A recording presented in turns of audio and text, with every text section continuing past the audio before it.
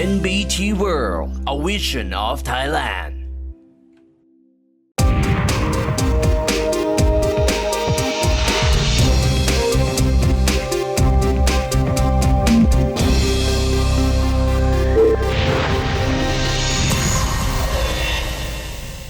We decided at the beginning that we want to work directly with the teachers first. Not because administrators are not important. They are important, policymakers, they are important.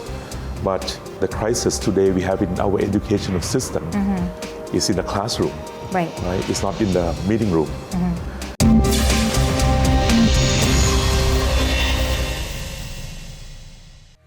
Sawadika and welcome to Thailand Today. I'm your host, Sandra Han Utsaha. Now, a vital element in Thailand's future growth and competitiveness are the country's youths, for they are the workforce of tomorrow. Yet many young people remain underprivileged. One organization is stepping up to support them, and that is the Joint Foreign Chambers of Commerce in Thailand, or JFCCT, who, through its Education and Skills Committee, is working with teachers and helping students build skills and the confidence they need to unlock their potential. Let's go speak with the chairperson right now. Sawadika, Dr. Kongpiti. Sawadika.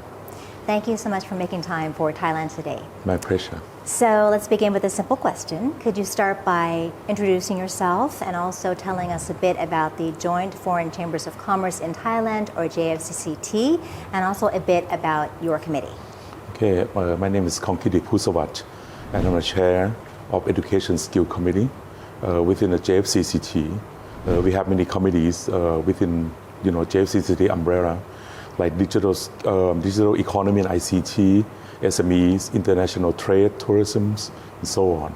And we work well together, especially SME committee and education skill committee, because we focus on education skill development, not only for the big company, but also for the SMEs.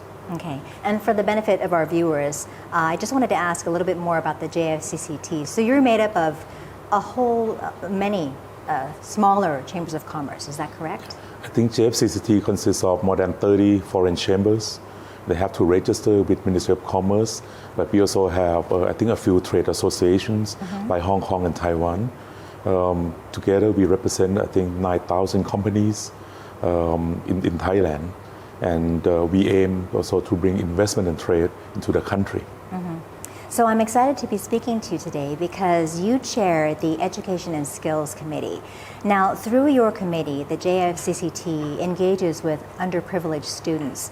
What inspired this? And also tell us how you're supporting, well, not how, but why are you inspired and why do you want to support their journey towards becoming part of the future workforce? Okay. Thank you for the very important questions. First of all, when you look at Thailand, we have a gap in terms of opportunity and income. And at the same time, I think everyone in Thailand should be inspired by the royal family. I think that we have had many royal initiated projects. And at the same time, when you look at the royal initiated project, we focus on equity. Equity means opportunity, right? I think in Thailand, lack of equity is a more serious problem than equality. Because with equity, then we can provide hope, we can provide opportunity, so that children or students who come from the underprivileged background and they become disengaged in the society, then they feel like they have a chance, to succeed, they have a chance to survive. And I think this is an obligation, not only for the JFCCT, but for a lot of people. Right, and you are actually working with high school students. So can you tell us, why does the JFCCT believe it's better to start at the high school level rather than at the university level or later? Because JFCCT, we focus on the business. And, when you focus on the business in regard to the human capital, then it's a workforce development. And if you look at the scope of the workforce, I think we count from age 15 to 60 years old. Some country between 15 to 64, 65 years old. But so we can start a little bit early. We don't have to wait until 21 years old. Right. And secondly, many members in the JFCCT are SME, small medium enterprises. And the small medium enterprises, they don't need university graduate that much compared with the larger companies. The operation a little bit simple, so they can have students directly from high school, with the right mindset, with the right skills, and the right perspective, as well as vocational education. But I think the term workforce should not start when you are 21 years old, right? Because you can contribute a little bit early on. Sooner than that, right? Yeah. Okay, so that's why the JFCCT has this dual vocational education program or initiative, correct? Could you tell us more about this and how it helps students learn how to balance learning with making an income? Okay, that's also another very important question, because when you look at the underprivileged who feel disengaged in the society, especially from high school, then we focus on the school that belong to Ministry of Interior. Especially within Bangkok Metropolitan Administration or BMA, it's 437 schools. 437 schools. Okay. 250 to 300,000 people, students, and most of them, most of the parents, they're not from Bangkok, and that's why they have to attend Ministry of Interior school. Right. So definitely poverty is always an issue for these students. And dual vocational education, I think, is a pathway in which they can learn skills and earn income at the same time.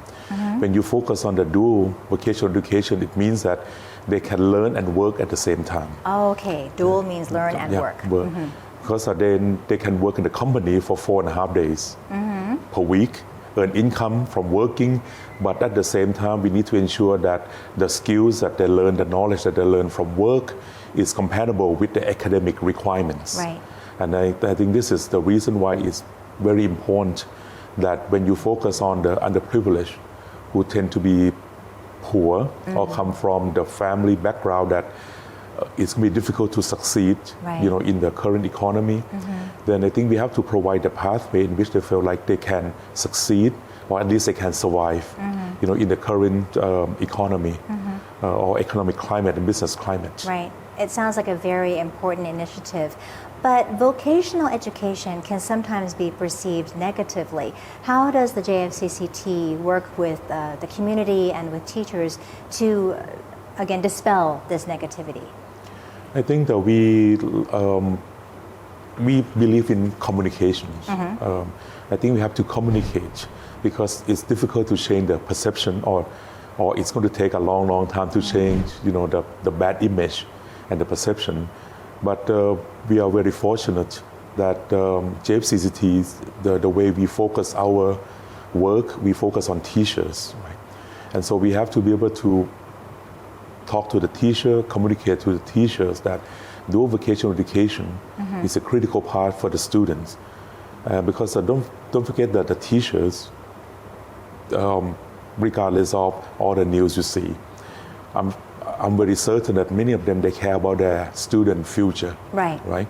And as long as we communicate with the teacher the benefits of dual vocational education, as long as we engage with the teacher, then we can reach out to the students, change the mindset, and also reach out to the parents. Right. Because it's going to be difficult for JFCCT to call the parents and let's come and take a look. So I think the work with the teacher has been very fortunate for us that we can communicate directly with the parent, with the students. And more importantly, we believe in seeing is believing. Right? And that's why we have to invite the teacher, the student, the parent to come to see the factory. Okay. In the vocational educations, not factories are dirty. Definitely, when we have the perception that factory is going to be hot, humid, dark and dirty, it's going to be extremely difficult to motivate students to at least pay attention to the dual vocational education. But I think today the factories are clean. I think they operate in a very nice environment, and it's not noisy, it's not dark, it's not dirty. But seeing is believing is very critical, and as well as communication. So we've been fortunate that we can talk to the teacher, bring in the parents, talk to the students, and then work with our chamber members so that they can introduce themselves to the student, the parent, and the school. Right. So I think it has worked well for us, especially in many areas that we have an agreement with the OVEC, or Office of Vocational Education Commissions. Okay, so as you mentioned, seeing is believing, and once the parents and the students see, they believe, and perhaps they can also help spread the good word about this as well, right? So you explained how teachers are so important to this initiative. How does the JFCCT equip teachers with commercial knowledge and also practical knowledge, some kind of knowledge or training that they may not have received in their own previous training? I think we are very fortunate again to have worked with two outstanding and dedicated teachers. I hope you don't mind if I mention the names. Of course. Okay, คุณครูวีรพงษ์พิมพ์สาร and อภิชาติอินทา คุณครู teacher Virapong from Mathayom Suwit Seri Anusorn School and teacher Apichat from Kantong Patham School. They belong to the Bangkok Metropolitan Administration in Khet Pravet. They're quite dedicated. When you have dedicated teacher, upskill and reskill, they can do by themselves. We just need to provide the support in certain areas that they cannot equip themselves. For example, we provide the workshop on emotional intelligence. I think this is very important because when you deal with children from the difficult background, you need to be patient, you need to have empathy, you also need to be able to control your emotion. And teachers, they are equipped with chemistry, biology, mathematics, social science, subject matters. But a lot of emotional related subjects can be difficult, and in-service teacher training may not be enough to provide that types of skills, right? And at JFCCT we have many experts, and don't forget we also have to deal with workers, right? And workers have a different categories. I would say one can be active or engaged workers. Many of them, they can be disengaged workers, just like disengaged students, right? And the company have a way to deal with the workers more productively, how to bring them up to become more engaged. And that's why we have had experts in this area to conduct the hands-on workshop with teachers, so that they understand that if they don't have fun in teaching, students will not have fun in learning. And emotional intelligence is very critical. We have had in the past a support from, for example, the member of South African Chamber. And many years ago when we start working with a teacher, especially in science education, because we want to make sure that science education should come up with something that become the interest of students. Okay, for example, product from science education or science experiment. Like we can make fertilizer from experiment, right? Because to make fertilizer, you need a background in physics, chemistry, biology, even mathematics. And it entices the interest of students when they see that their work becomes something that they can sell. Something like what we have on the table, right? Just like soap, fertilizer, tea bag, so many things, right? And the fact that when you try to come up with products, it's also not only generate interest among students but also the teachers, and it's also allow the JFCCT to come in and engage with the teacher and the students, because we cannot go directly to the classroom because we don't have a license to teach. Right. I mean, in order to be in a classroom, you need to have a license. But we don't have a license, but we can engage with students and the teachers, through product. So when we come with the products, we look at the ways that they can sell the products. So we have a representative from Sri Lanka Chamber to teach Facebook for business, for example. For business, okay. And things like that. And so, in my opinions, upskill and reskill often derive from the teachers, right? They express the need. I think many years ago, the teachers who asked me whether could I have some basic background in anti-bullying. Right? Especially, we have a cyberbullying. That's so important these days. It is very important. Don't forget, bullying is a big issue for all schools. Not only from school with, a student with a poor background, but I'm sure many other schools also have had the same experience. I think we have moved from physical bullying to verbal bullying and now cyberbullying, right? And many teachers have to be equipped with that. Right. And that's why we, in JFCCT, we also have experts. Or we can also bring experts, to come and share the experience. So I think, we have to trust a teacher that they know how to equip themselves. But at the same time, since we develop the trust, that they can also ask us, can you help me with this? Right. And we are a willing partner because we have worked with the two teachers and the network of teachers for a long, long time. So. This all sounds so fantastic. I'd like to come back to the products. So you're teaching students skills that they can use to make products based on the subjects they learn in school as well. But what fields does the JFCCT focus on right now? Like, aside from soap and fertilizers, is there anything else, any specific fields, and why? I think we also want to focus not only for basic products, that can be sold on the market, but we also want students to develop and extend the products, from the product they make. For example, fertilizer. And when we talk to the students, what is the value added from fertilizer? Then we suggest to them, what about fresh vegetable and produce, right? And then we can engage with students further by having a greenhouse, to make sure that they can use the fertilizer to sell the products. So I think we engage with teaching the students, that we listen to them. I think the critical part in working with disengaged and underprivileged students is you have to listen to them, because they have been overlooked for so many years. Right. And you should not go to the school with the attitude that I know better, because I don't know any better. Right. Because don't forget that our lives are not the same, right? And so when we look at the product, we try to bring up like open-ended questions. What can you do? What can you improve? And many of them, they look at value added. So they ask us, we talk about value added. There's so many things that we can work together. So there's now fresh vegetable and produce. And now the students also want to come out with the equipment that you can grow fresh vegetable and produce at home, in the condominium, in the apartment.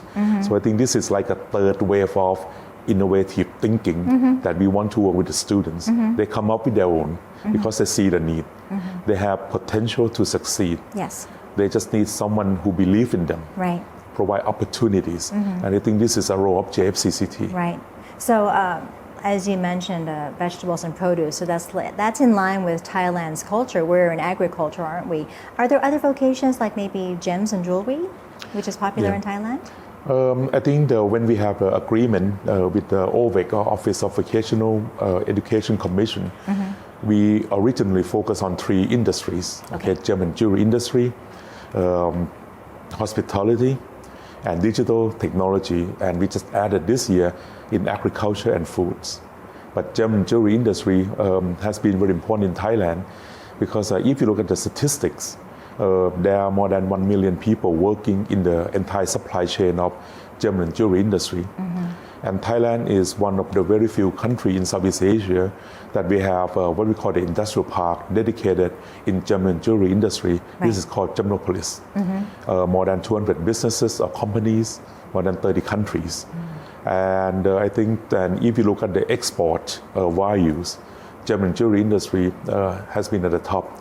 And the fact that this is what makes Thailand famous is a craftsmanship, yes, right? Workmanship. Yes. But we have to make sure that the shortage of labor workforce needs to be overcome. And that's why dual vocational education for us, especially with the pilot project, we focus on gem and jewelry industry. And I also found out during my work, because I don't know everything, that many provinces in the Northeast, they have long history with gem and jewelry industry. Like Surin, for example, and luckily that we have a network of teachers that we can engage with school from Surin, so that we can start, the dual vocational educations. We make sure that the students appreciate the history, they appreciate their, the future jobs and skills in this area. Now, coming back at the teachers, as I understand it, 90% of Bangkok's teachers come from Isan, or the Northeast. That's correct? Yes. So you have a teacher network, right? Can this teacher network help the JFCCT expand your initiative to other provinces? I think the teacher network is probably the most important factor in helping JFCCT reach out to different schools. It's going to be difficult for the business people to call the school, talk to the school director, and then trickle down to the teacher. It's just not possible. Right. Right? And that's why, we decided at the beginning that we want to work directly with the teachers first. Not because administrators are not important. They are important, policy makers, they are important. But the crisis today we have in our educational system is in the classroom. Right. It's not in the meeting room. And to address the classrooms, then you cannot ignore the teachers. Right. That's why we started with the teachers, and we were lucky that we have two dedicated teachers who are willing to work with us. They see the benefits. Yeah, they see the benefits to them and so to students. And I think with the teacher network, I think we can go to different schools. Don't forget that the teacher often have a mistrust or misgiving when dealing with businesses. Right. Especially when you come from the rural area school. Oh, okay. Because you don't know exactly what the business people want. And I think that by working through the teacher network, I think that barrier can be removed quite easily. Right? We don't have to talk to them 5 or 6 times. They see us, we talk to them, and they believe that we are genuine, we are sincere, and we want to do something good. Right. So I think the teacher network for me is very important, but it has been underestimated for years. Okay. Maybe there's a perception in the society that Thai teacher may not qualify, but many of them they are qualified. That they just don't have a chance to show. Right. And I think JFCCT believe in them, because we don't believe in the teacher. It's going to be difficult to have a qualified workforce. Right. Yeah. Thank you. I believe the teachers need recognition as well. Yeah. Okay, so tell us about the challenges that the JFCCT faces in transforming the classrooms and also getting the students on board with practical learning. I think the JFCCT, we decided we want to focus on how students learn, not what they learn. Right. Because what they learn is already in curriculum, right? Yes. And we should not interfere with, the bureaucratic structure in the curriculum development. But we can make, I think, the big improvement. We can make the big impact on how students learn. Right? So we look at motivation to learn. And in the classroom, I think the challenge that we must overcome is ourselves. We have to change our mindset that we know better than the teacher, because we don't. Definitely we don't. I don't. I work at the university. Doesn't mean that I know about school better than the teacher. Right. It's not true. Right. Okay? And that's why I look at the teacher as a partner, as a friend, not as someone who have to follow me. And I think this is a mindset that we must overcome in order to reach out to the school, to the classroom. Otherwise, we're going to be stuck at administrations. Right. And nothing else go to the classroom. Right. The fires is in the classroom. The crisis in educational system belongs to the classroom. We don't address that, it's going to be extremely difficult for the future in terms of the workforce development. So the challenge for us is, we have to change our mindset. And secondly, we also have to have more empathy, on students. I think when they come from poor family, when they feel tired, they feel sleepy in the afternoons, it doesn't mean that they are lazy. I talk to many of them. They have to work after school. They have to work from 4 until 10, right? Wow. Because they have to earn money. Right. Because their parents, they work in the construction site, they work in the retail, they don't come home, they don't have enough money. They have a hard life. So yeah, they have a hard life.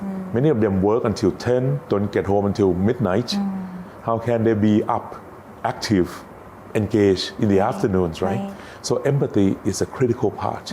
We must engage with them, right, closely. And then to change, the challenge in the classroom is we also have to work with the administrators. That we're not here to take advantage of students, but we're here to look at the whole school as the concept of the whole school, the teacher, the student, activities, and our role to be more like catalyst in terms of try to make the improvement, right? And that's why we look at the challenges of classrooms as an opportunity. And then for the JFCCT, for us the challenge has always been consistency and continuity, because in order to create trust, with the teacher and the students, you have to be consistent. Right. And it's difficult to be consistent if you're not committed to it. Right. So at JFCCT, we are committed to it, and that's why we engage with students and teacher all the time. So for me, the challenge in the classroom is mainly from our perspective, change the mindset, have empathy, be consistent, and then everything will gradually improve. It's so encouraging to hear how committed the JFCCT is.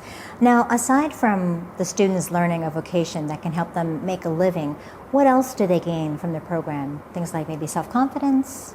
Yeah, I think when you disengage and come from underprivileged family and nobody listens to you, I think by engage with the JFCCT, I think at least they feel like they have opportunity to succeed.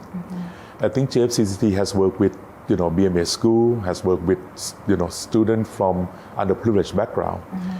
They don't want much, they don't demand much. Right. Because this is probably to a lot of people's surprise. Okay, they don't demand all these gadgets that many kids demand. Okay, that's surprising. And that's a big surprise to me. Many of them, they come and they just pretty much want three things. One is they want to have hand-on experience. Okay. They also want emotional support. Okay. And they also want security in life. That's what they want. Okay. They don't want fancy, cars. They don't want fancy mobile phones. They want the fundamentals. They want fundamental. And when you don't have, I think the things that fit you is going to be different from students who never have enough, right? Because they don't have anything. Right. And so when they work with JFCCT, what they gain is the confidence, the opportunity, and then at the same time, we also like to engage with them by providing a lot of opportunities in many, many ways. For example, we have brought ambassadors and delegates from the embassy to visit the school. I think they also have to learn how to practice like planning skills, communication skills, and I think this is critical, peer-to-peer learning. We are fortunate that the Indian Chamber also provide, like International Pioneer School to have a peer-to-peer learning with the BMA school.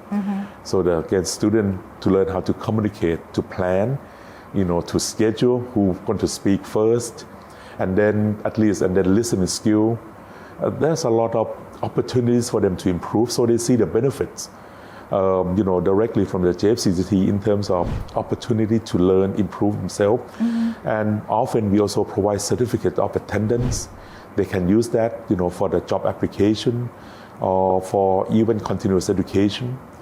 And the fact that they see someone like JFCCT so responsive, and attentive, I think they become better about themselves in the society. And and then in my opinions and my experience, these kids, they like to help others because they feel like this is opportunity that they have and they want to return something. Oh, they want to pay it forward. They want to then pay forward. They want to pay, at least they'll show the gratitude. And that's why many of the kids that we have worked with, they also like to share their experiences with others. That's so wonderful to hear. Do you have any particular success stories of students that have gone through your program that you can share with us? We have many students, for example, we have a few students who continue and create like business themselves, by learning the skill that, they learn from school, like selling products, into the market, and now they, want to work on like a catfish. This is one. Another one, we have a student who they are inspired and they want to continue, and they become teachers because they feel like that they have something to give back to the student who come from the same background that they were in the past. That is so great to hear. Unfortunately, we have run out of time, but thank you so much for sharing all of that insight with us. It's very clear that the JFCCT is doing more than just providing training. What you're doing is you're transforming classrooms, you're empowering teachers, and you're giving students the confidence they need to succeed. Thank you again, Dr. Kongkiti. And thank you for the opportunity. Sawadee. By supporting underprivileged students, collaborating with teachers, and linking education with real-world needs, The JFCCT is helping build not just a stronger, but a more inclusive workforce for Thailand's future. It's been great having you with us for Thailand Today. Until next time, I'm Sandra Han Utsaha. สวัสดีค่ะ